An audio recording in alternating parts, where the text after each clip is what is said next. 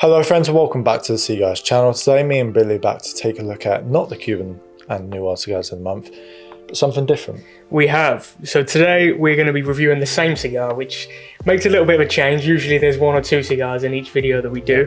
But today we have the VegaFina Nicaragua Corona Tubos. Now this one comes in at 5 3/4 of an inch long with a ring gauge of 42. Now I have to say, it does come in this very bright orange tube as well, and it is very eye-catching. It did catch our eye, and I think we were excited because this recently dropped within the C.Gars portfolio, so we both were keen to try it. 100%. So we thought, why not get together and try it together? So it'd be good to kind of compare what we get within the same blend as opposed to two complete different blends. Yeah, I was going to say, it's going to be a little bit different because usually we've got very contrasting flavour profiles coming from different cigars, but this time, the same cigar. Let's see if we get the same or slightly different experiences. Yeah. Cool, right, let's get it cut and lit and we'll meet you guys in the first third. Okay, so we've made our way through the first thirds, and me and Billy both agreed that because we are sampling the same cigar, we wouldn't discuss it off camera and we would just discuss it whilst filming. So, I'll start. So, the VegaFina Nicaragua has given me quite a lot straight off the bat, and I think we both agreed on that. Yeah, that's pretty much the only thing we said to each other. So as soon as I had taken the first few puffs, I was introduced to like a toastiness. It was kind of similar to like an almost burnt piece of toast, but it was very nice. I then got a lot of spice in there, but it was kind of like on the tip of my tongue and on my lips as well. Weird one. Sponge cake. It was kind sponge cake? Yeah, it's very, very odd, and I've never had that before, but it was very different and it matched really well with that spiciness.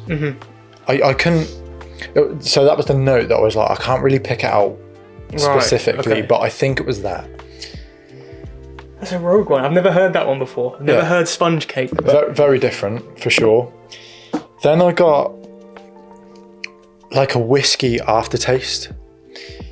I wouldn't say peaty, but it's like, you know, you've just had a sip of some whiskey, like a nice scotch, and that aftertaste is kind of what I was getting with this cigar as well. And then alongside that, I've got a lot of nutty flavors too. So there's a lot going on. Yeah, I think, to be honest, I can definitely agree.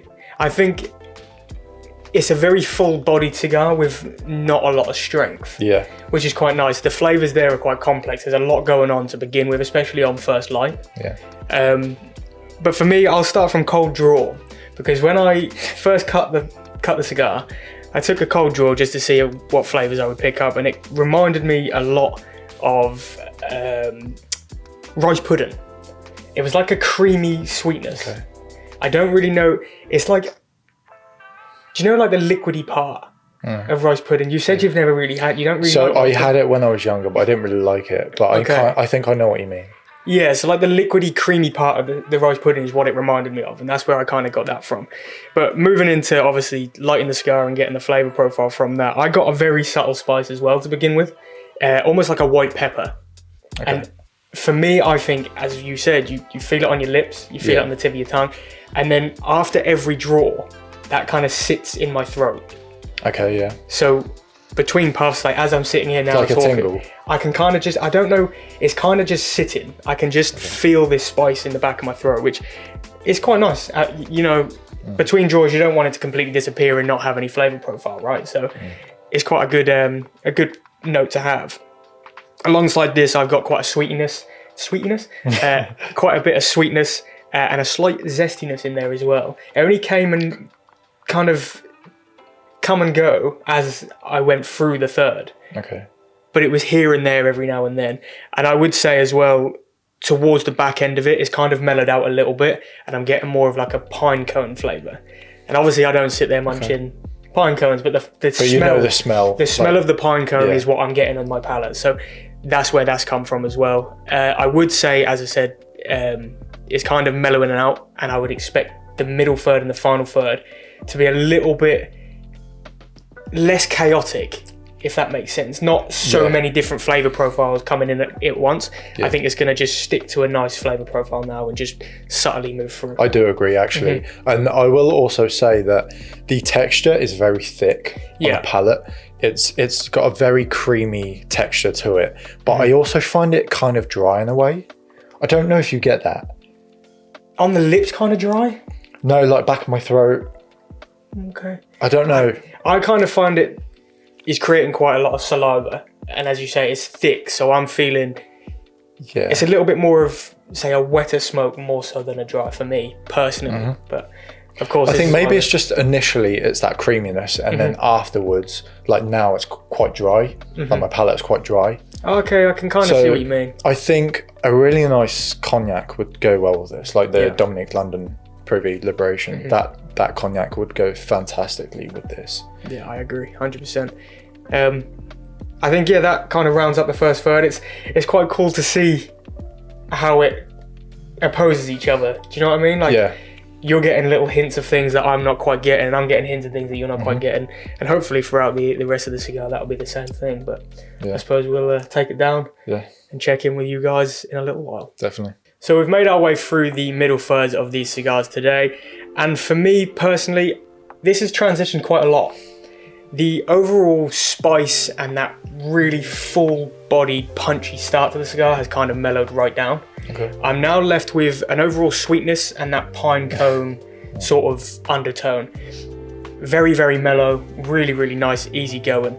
And as I say, really, really punchy to begin with, really grabs your attention and then mellows out quite nicely into that middle third. I also want to mention the construction of this cigar.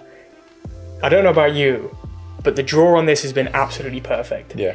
The burn, again, has been absolutely perfect. There is literally no complaints that I can make about this cigar from a construction point or a flavor profile point. So it's doing well. In my opinion, my experience so far has been really, really good. What about yourself? So for myself, I'll start with construction as well. The draw, like you said, is absolutely perfect.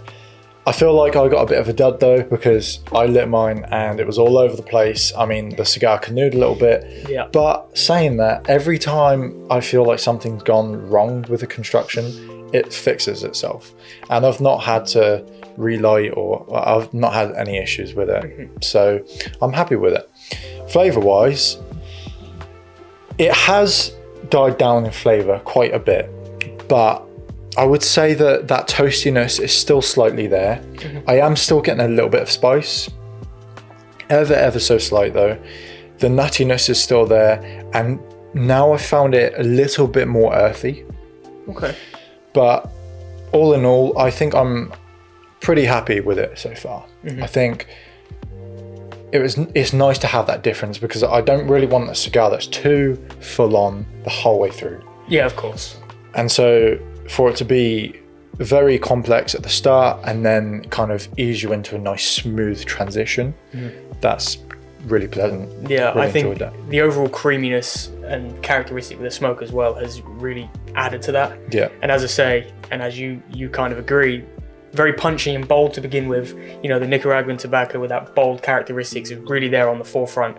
And then, you kind of just mellow out into this nice, creamy, subtle smoke. And it's, really, really enjoyable. Really good for a Nicaraguan Puro as well. Because like you said, Nicaraguan tobacco is very, it's quite rich. Yes, yeah. And so, it's just impressive, because a lot of the time with Nicaraguan blends, you see a lot of different leaves from different regions mixed in as well. So it's just nice that, it's a Puro and it has that complexity and that transition there. Yeah, of course. Okay, so we've made it to the final stages of these cigars now. And for myself, I find that the earthiness, that toastiness, and the nuts. Okay, so we've made it to the final stages of these cigars now, and I find that for myself, the toastiness, that earthiness, and the nuttiness has stayed consistent throughout. However, that spiciness has died down completely. I've actually really enjoyed this cigar. I think it's had a really nice transition. The complexity of the flavors at the start, and then the transition of the smoothness at the end to thirds really stood out to me. And I think I just feel like this cigar is really underlooked. I don't know if you feel the same way, but it's definitely one that I think you guys should give a try, because 100%. they're not even expensive. No, they're not. They're around about £20 for a Corona, a little bit more for the Robusto. But I think following on from what you said, I would 100% agree. It's an experience that I've thoroughly enjoyed from start to finish. And as you mentioned, it starts off very bold. It starts off quite powerful, very complex, and then you move through a little bit, and it kind of dies down into that mellowness, smooth, creamy, sweet. And yeah, I think overall it's just been really, really, really, really, really pleasant. Yeah, 100%. And I also say that the Dom Pepin Garcia kind of reminds me of that in a way, with the complexity at the start and then the smoothness. Mellows out. Yeah, that mellowness at the end. So that's quite nice. Yeah. I think.